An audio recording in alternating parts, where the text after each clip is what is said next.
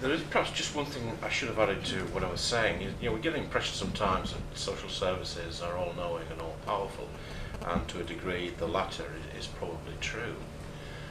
But there's an enormous turnover of social workers. In one of the cases I was dealt with, there were no less than 16 social workers dealing with it at one time or another. Someone would take the case and they would drop it and move on. So the problem that we need to understand, the reason why the family courts need to be opened up is this cancerous effect on social services.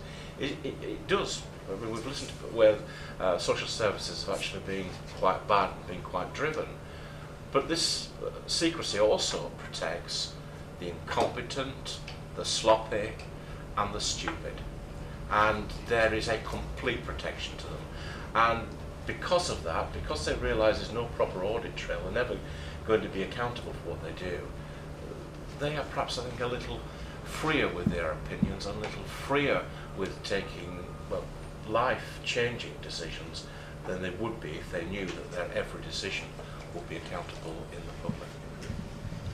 Going back to something. Wendy did want to speak, and then we don't. Sorry, Ian. Well, Von and then Ian, all right. Yeah. Going back to something you said earlier about your children, they wouldn't remove them from the placement. Obviously, they use delaying tactics a lot as well. That's been used for a lot of years, saying the children are comfortable, they don't want to move them, you'll be a stranger, or, the delaying tactics, and there's nobody accountable for that either. With delaying tactics. One of the things that, statistically, adoptions do break down. A lot of adoptions break down because of some of the historic issues, and unfortunately, that's never factored in at the front end about situations like we're discussing here today, where maybe it's found that the parent is not Attila the Hun, that they are a good parent, and that they can add some value to the adoption process post-adoption. Yeah. So nothing's done about that. So once it's gone, that's it. But it's off their books. It's no longer a target. It's no longer costly to the society or to the local authorities. So job done, really. You take Ian in the back. Do you want to come down here and sort of talk at the front so you lit up a bit? Right, yeah. Right. If you just stand over there. Right. It's all about adoption. I mean, it's all about surrogates. One thing nobody's ever actually mentioned: if a child is adopted, well, it's non-reversible. Something should be done about the reversing. If somebody is being adopted and then the parents have been found out to be innocent, why can't they have the children back? As simple as that. It's a life sentence in itself. It's a life isn't it? sentence. If someone has gone to prison and been accused, If you a know, parent is murder found to be or totally innocent, they should be allowed to have their children back. yeah, they come out of prison, they're acquitted, and they're still living that sentence because that child has been adopted, and that's a life sentence in itself. You commit murder, you get 30 years, you're out at 15. By 15 years, it's over with. If somebody takes your child away, it's forever. You take it to the grave with you. Could you film Chrissy while she speaks?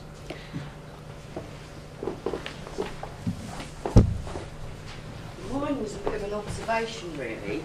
The courts listen to an adoption panel before a final hearing, and they make their decisions based on this adoption panel's decision.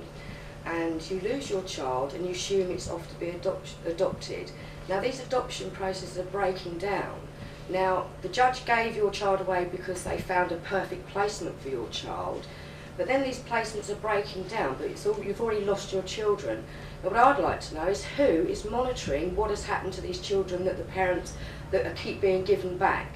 Because once you've lost them, that's it, you don't know. So you don't know what's actually happening to your child and how many placements are being broken down. And there's got to be somebody that should be able to find out what's happened to your child, and there isn't. So what is happening to these children that have been adopted? The placements have broke down, and the procedure is supposed to be that you're supposed to be notified, but that isn't happening.